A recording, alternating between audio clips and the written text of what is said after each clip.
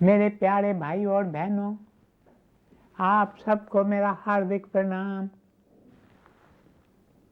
अक्सर सुबह को जब मैं उठता हूँ तो अपने भीतर कुछ शब्द सुनता हूँ। ये शब्द कभी किसी सूत्र के होते हैं, कभी किसी श्लोक के, तो कभी किसी दोहे के। आज गुरुदेव साधुवास स्वामी जी की पवित्र वाणी जो नूरी ग्रंथ में संकलित है, नूरी उनका उपनाम है। इस नूरी ग्रंथ के कुछ शब्द आज मैंने अपने भीतर सुने। ये शब्द हैं, जग अंधियारे में कोई विरला सुजान, कोई विरला पाए गुप्त ज्ञान, कोई विरला पंछी तोड़े जाल, पहुँचे निज धाम होए खुशहाल। इन शब्दों का अर्थ आप समझ गए होंगे। यहाँ सुजान का अर्थ है सजग। जग अंधियारे में कोई विरला सुजान। मेरे प्यारे भाई और बहनों, जग में बहुत अंधेरा है। इतनी सारी बत्तियां जल रही हैं, फिर भी अंधेरा है। ये अंधेरा भीतर का अंधेरा है, ये अंधकार बाहर का नहीं है। आजकल तो ऐसी ऐसी बत्तियां जलती हैं कि रात भी दिन लगती है। सन 1910 में गुरुदेव पेरिस गए, तब उन्हें किसी ने आधी रात के समय कहा, चलो हम आपको दिखाएं कि आधी रात के समय हमारा शहर कैसे चमकता है। गुरुदेव ने कहा, मैं आधी रात के समय पेरिस देखने गया तो ऐसा लग रहा था मानो सूर्य चमक रहा हो। बत्तियों का प्रकाश इतना फैला हुआ था कि रात भी दिन लग रही थी। ये बात 1910 की है। अब 95 वर्षों में तो पता नहीं क्या हो गया होगा। पर कभी आपने सोचा है कि हम करोड़ों की संख्या में बत्तियां जलाते हैं, तभी भी जो प्रकाश हमें सूर्य से मिलता है वह इन बत्तियों को जलाने से नहीं मिलता। परमात्मा ने ऐसे सूर्य की रचना की है जो न केवल इस पृथ्वी को बल्कि बाकी सभी ग्रहों को भी प्रकाश देता है। मैं जब रात के समय बाथरूम में जाता हूँ तो बत्ती जलाता हूँ। बत्ती जलाने से बहुत प्रकाश होता है, किंतु वही बत्ती जब मैं दिन के समय जलाता हूँ तो उसके प्रकाश में कोई दम ही नहीं होता। जग अंधियारे में कोई विरला सुजान। ये अंधेरा भीतर का अंधेरा है। इस भीतर के अंधेरे का कारण क्या है? मैं आपको इसका कारण बताऊं। इसका एक ही कारण है, वह है हमारे मन की भटकन। हमारा मन सारा समय भटकता रहता है। जितना अधिक हमारे मन की भटकन, उतना ही अधिक गहरा हमारे भीतर का अंधकार। इस मन को स्थिर करना है, इसे शांत करना है। मेरे प्यारे भाई और बहनों, मन के 3 प्रकार हैं। एक साधारण मन जो आपका और मेरा है, the ordinary mind, the wandering mind, जो सारा समय भटकता है। दूसरा है द डेड माइंड, ऐसा मन जो मर चुका है। सुख सागर में आयकर मत जाओ रे प्यासा प्यारे, निज सुख निर्मल सो ही पावे, जो मन को मारे मारे।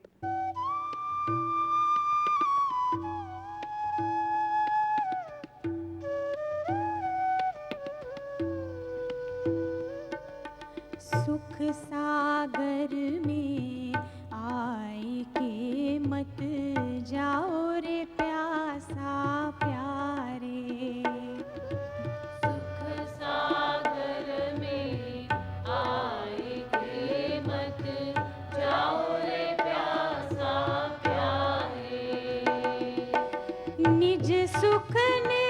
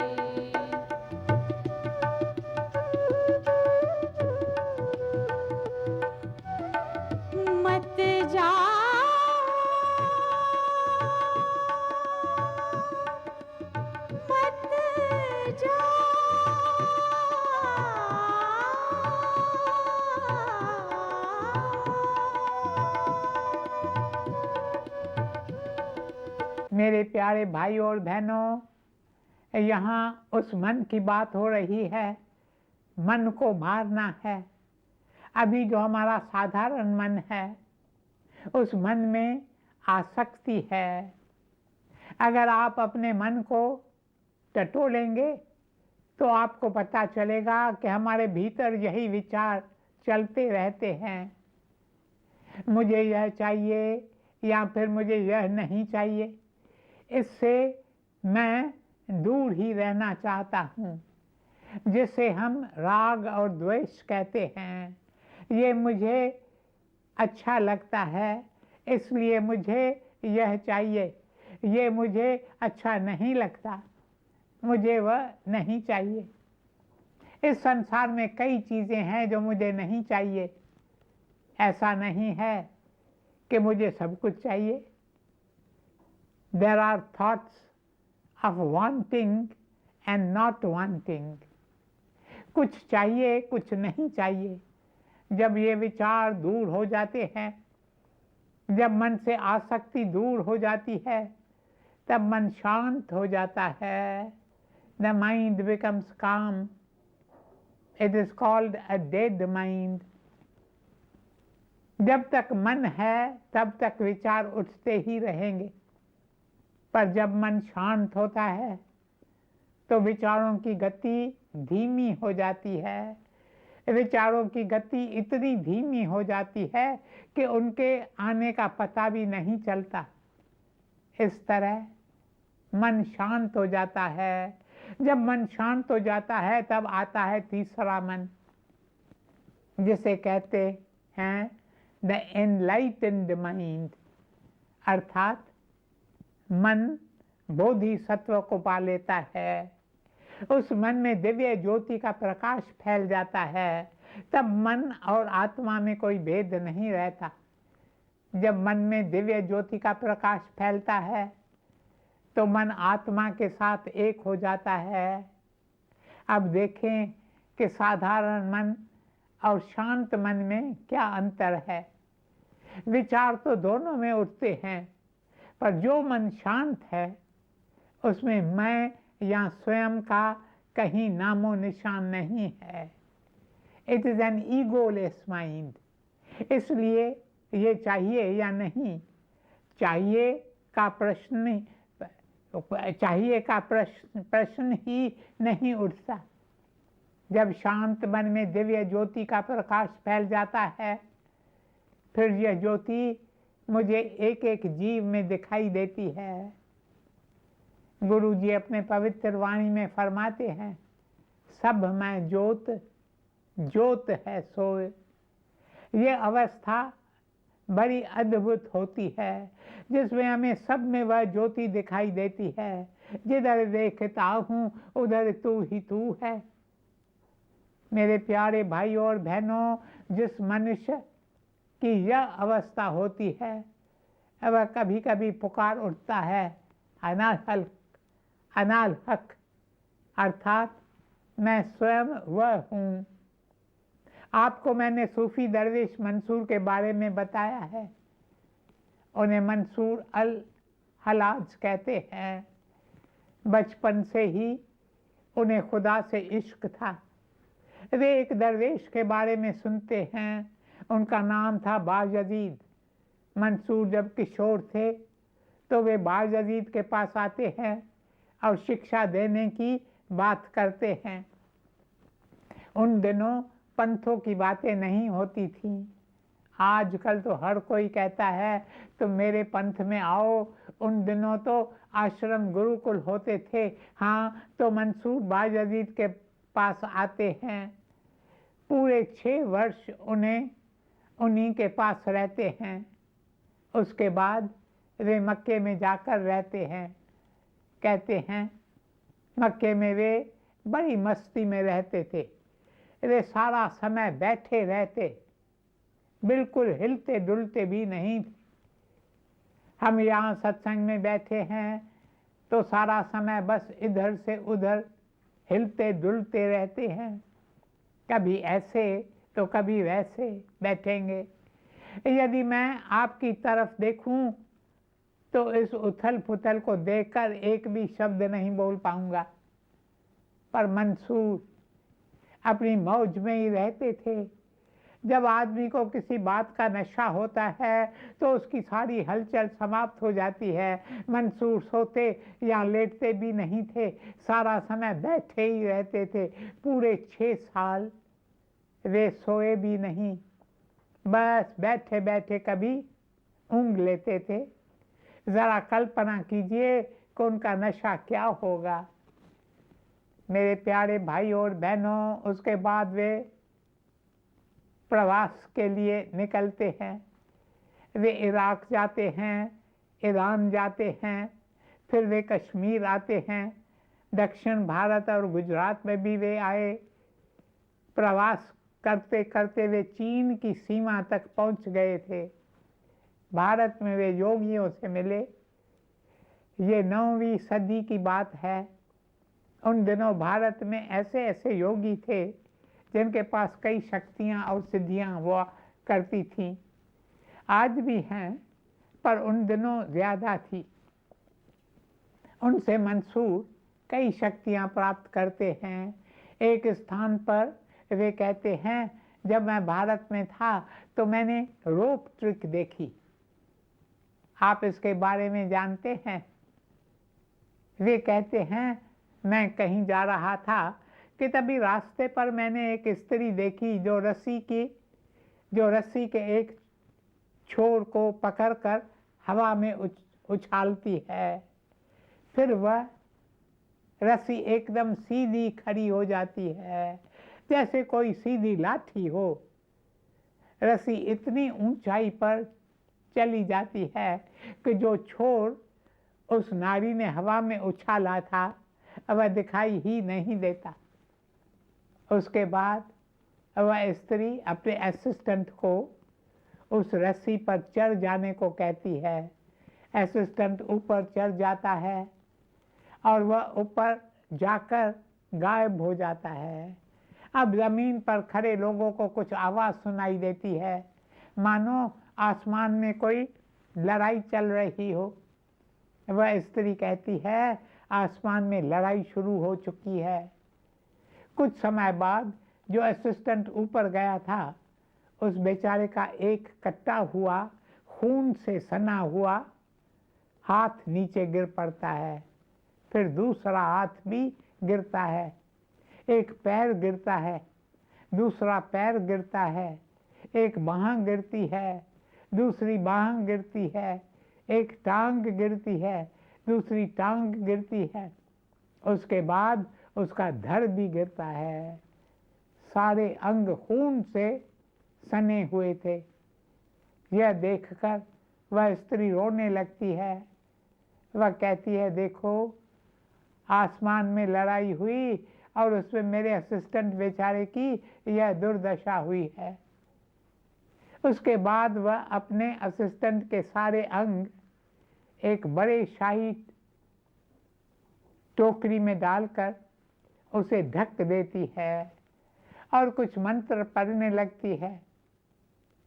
मंसूर दरवेश कहते हैं, ये सब मैंने अपनी आंखों से देखा है। वे एक सच्चे फकीर थे।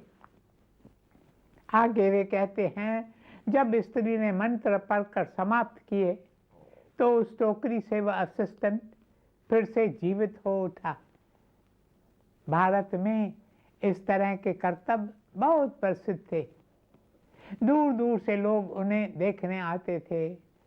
इस रोप ट्रिक करतब का वर्णन जहांगीर बादशाह ने भी किया है। जहांगीर बादशाह 16वीं सदी में थे। उसके बाद किसी ने इस करतब को देखने की पुष्टि नहीं की है। हाँ, तो मंसूर ने भारत में इस तरह की बातें देखी और सीखी भी। उसके बाद वे अपने देश लौट गए। वहाँ वे कभी कभी लोगों को इस तरह की सिद्धियाँ दिखाते थे। मेरे प्यारे भाई और बहनों, कहते हैं जो अध्यात्म के पथ पर चलते हैं उन्हें इन सिद्धियों का प्रदर्शन नहीं करना चाहिए। पहली बात तो सिद्धियों को प्राप्त नहीं करना चाहिए। यदि मिल जाती हैं तो उन्हें लपेट कर एक कोने में रख देना चाहिए, किसी को दिखाना नहीं चाहिए। किंतु मंसूर कभी कभी दिखाते थे। वे लोगों के साथ बैठे रहते, फिर अचानक ही बैठे बैठे ही वे वृक्ष पर पहुंच जाते थे। कभी कभी वे बैठे रहते और अपने शरीर के आकार को इतना विशाल कर देते थे कि सारा कमरा भर जाता था। लोग फटी फटी आंखों से उन्हें देखते थे। इस सिद्धि को महिमा कहते हैं। इस तरह अलग अलग सिद्धियां हैं। उसके बाद उनके मुख से ये शब्द निकलने लगे, अनाल हक, अनाल हक। उनके भीतर दिव्य ज्योति का प्रकाश हो गया, जिसके कारण वे पुकार उठे, अनाल हक, अनाल हक। उनके मुख से ये शब्द सुनकर वहां के मुसलमान भाइयों को बहुत क्रोध आया। वे कहने लगे, ये तो कुफर बोलते रहे हैं। बस फिर क्या था, वे उसे पकड़कर जेल में डाल देते हैं और उन्हें मौत की सज़ा देने का फैसला करते हैं।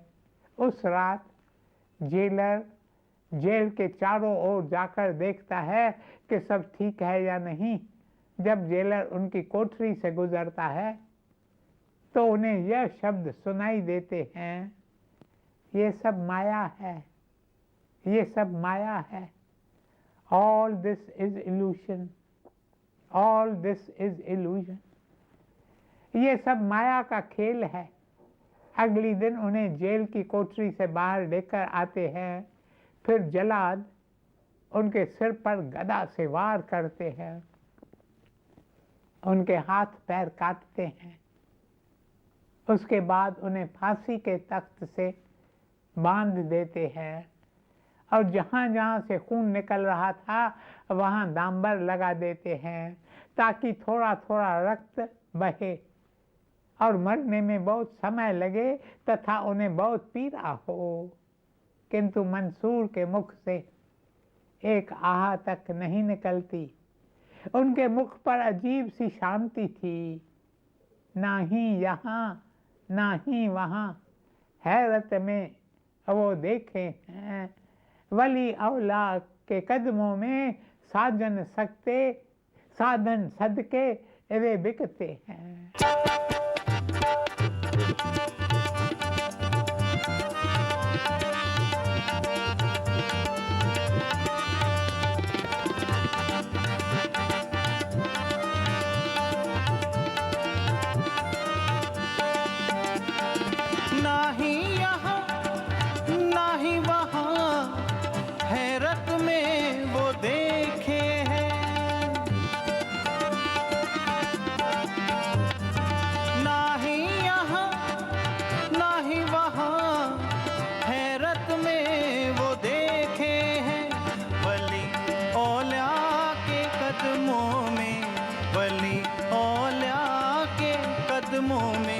सजन सदके वो बिकते हैं, सजन सदके वो बिकते हैं।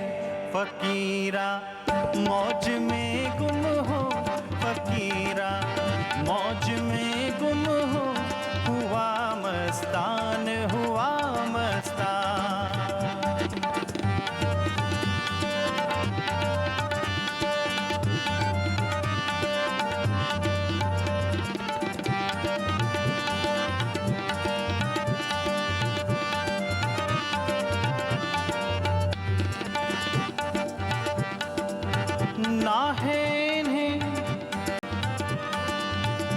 नहीं है इन्हें अपनी कोई परवाह,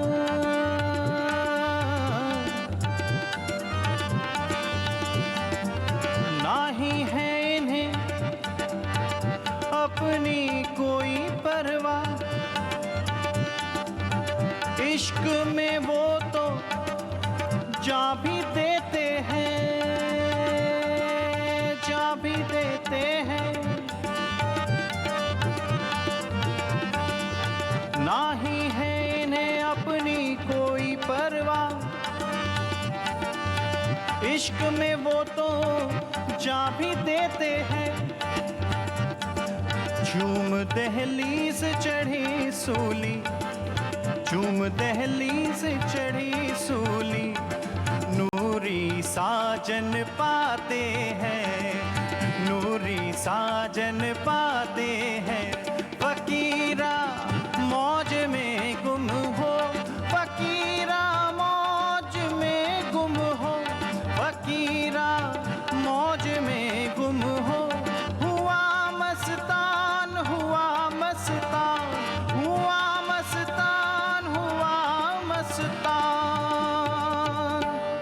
मेरे प्यारे भाइयों और बहनों, जिन लोगों ने उनकी यह दशा देखी, उनमें से कुछ बेहोश हो गए, कुछ चीखने लगे, किंतु वे अपने ही आनंद में थे। सुबह से लेकर शाम तक उन्हें ऐसे ही रखा जाता है। शाम के समय राजा का आदमी आता है और कहता है, अब इसका सिर धड़ से अलग कर दो। तब जेल का अफसर कहता है, अब तो सूर्य अस्त हो गया है, इस्लाम के नियम अनुसार हम इसे सूर्य अस्त के बाद फांसी नहीं दे सकते। बेचारे सारी रात वैसे ही खड़े रहे। जरा कल्पना कीजिए उन्हें इस हाल में कितनी पीड़ा हो रही होगी। अगले दिन सुबह उनका सिर धड़ से अलग किया जाता है। तब लोगों के कान में ये शब्द पड़ते हैं, What I have longed for, I have received. I have received the vision of God. अर्थात जिसका मुझे इंतजार था वह मुझे अब जाकर मिला है। खुदा का दीदार, खुदा का दीदार, परमात्मा के दर्शन मुझे हुए हैं। जग अंधियारे में कोई विरला सुजान, कोई विरला पाए गुप्त ज्ञान। मेरे प्यारे भाइयों और बहनों, इस जग में अंधेरा है। कुछ लोग हैं जिनके भीतर दिव्य ज्योति का प्रकाश होता है। कोई विरला है जो सचमुच ज्ञानी है। बाकी सब तो बातें बहुत करते हैं, पर कोई विरला है जिसके पास गुप्त ज्ञान है। इसका अर्थ यह नहीं है कि ज्ञान गुप्त है, नहीं, ज्ञान तो खुला है, पर हमारे भीतर है। किंतु इस ज्ञान की खोज में हम बाहर भटक रहे हैं। हम काशी जाएंगे, हरिद्वार जाएंगे, गंगा जी में डुबकी लगाएंगे, यह सोचकर कि हमें ज्ञान प्राप्त होगा, पर ज्ञान वहाँ नहीं है। ज्ञान तो आप में से एक एक के भीतर छिपा है। यदि आप ज्ञान प्राप्त करना चाहते हैं तो अपने भीतर जाओ, भीतर जाओ, क्योंकि सब कुछ आपके भीतर ही है। लेकिन अब मैं देख रहा हूँ कि समय समाप्त हो रहा है, इसलिए इस विषय पर बाकी की चर्चा कल करेंगे। ओम शांति शांति शांति।